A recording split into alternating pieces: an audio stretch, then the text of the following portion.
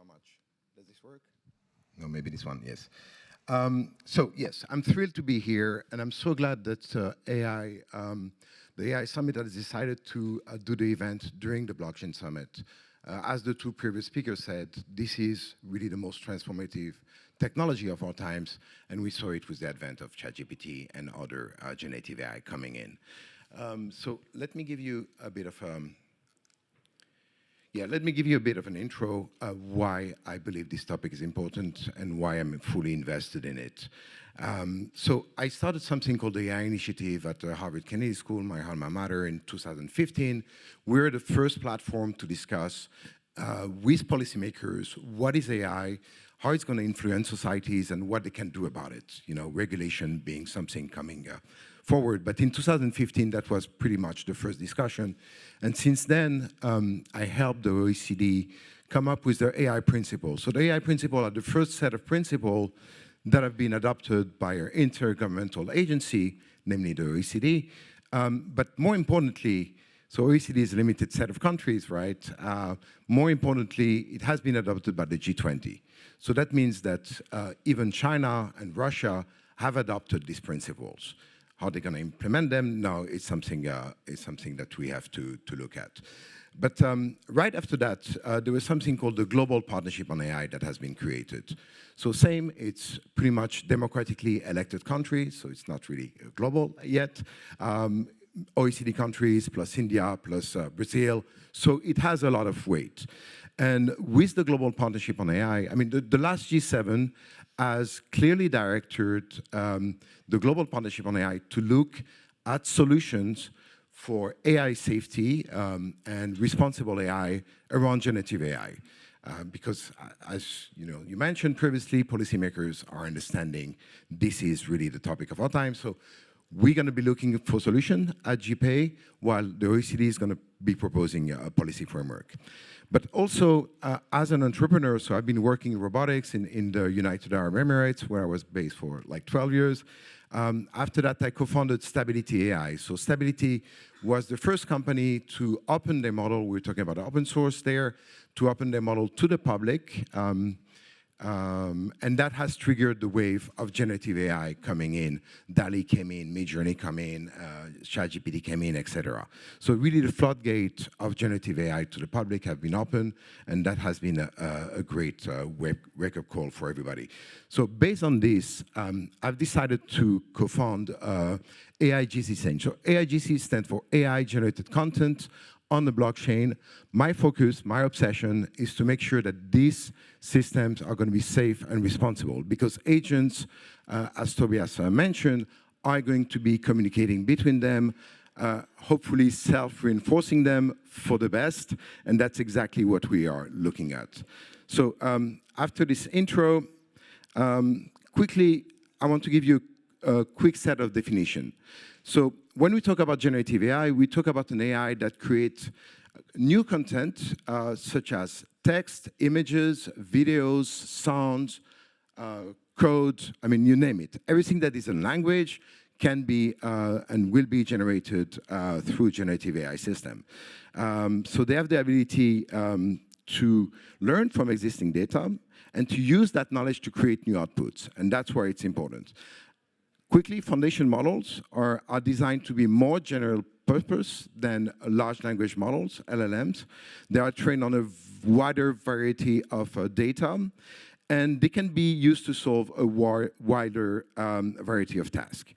Large language models, in opposition, are more specialized than foundation models, and they are trained on a specific set of data and typically used for a specific outcome. So what we're doing with the AIGC chain, we have our own foundation model, and we are deploying what we call student models for individuals, for corporations, for government, to be able to use them as responsible agents. Now, I was at a gathering at the World Economic Forum in San Francisco on responsible generative AI. And so that was one of the first global gatherings there a few months ago. Jan LeCun, Joshua Bengio, Stuart Russell, Peter Norvig, all these AI luminaries were there. and with various point of views, sometimes radically opposed. But at least, we put our mind together and look what are the main issues around generative AI and how can we make sure it is responsible. And traceability came very high on top. And the good news is that, being here, working with blockchain, that's exactly what blockchain can help with. So traceability can help identify and mitigate biases, for instance. We can trace the input and the output of a Gen AI system. We can identify any biases that may be present in the data. And this will eventually help us to mitigate these biases and ensure that the system is generating fair and unbiased output. So first thing on biases. Second thing on detecting and preventing harmful outputs. So this can be hate speech. This can be misinformation. Once we are putting the training data on the blockchain, once we're putting the student model on the blockchain, we understand where the output is coming from, and we can, for the first time, act upon it. So today, hate speech and misinformation are very high into the potential dangers that are lurking behind generative AI. I recommend that you watch Yuval Harari's speech on this, and there's another great one that will come back to mind. Attributing credit is also extremely important. Why is this important? So my former company, Stability, is being sued by Getty Images and Collective of Artists for having trained their models without compensating the artist, without recognizing even that the image have been trained there and without having paid. So now with blockchain, with the tokenomics, we have a pay-for-play model that we can implement either through fiat currencies or through the tokenomics. So quickly, because I only have 3 minutes. So the benefits are pretty large.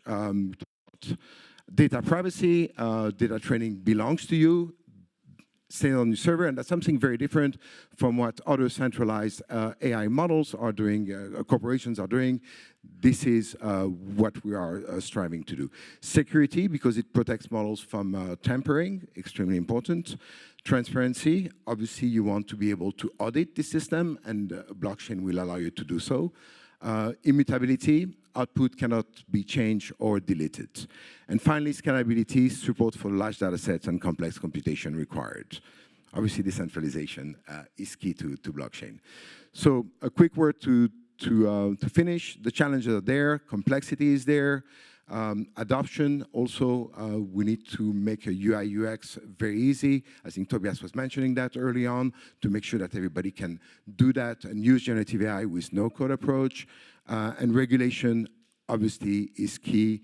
And not only European regulation, but we're truly talking about a global corporation for safe generative AI. Quickly, use cases, because my time is up. You know the use cases, there are numerous, but I'm just putting up 3 there. Thank you very much. Bye-bye.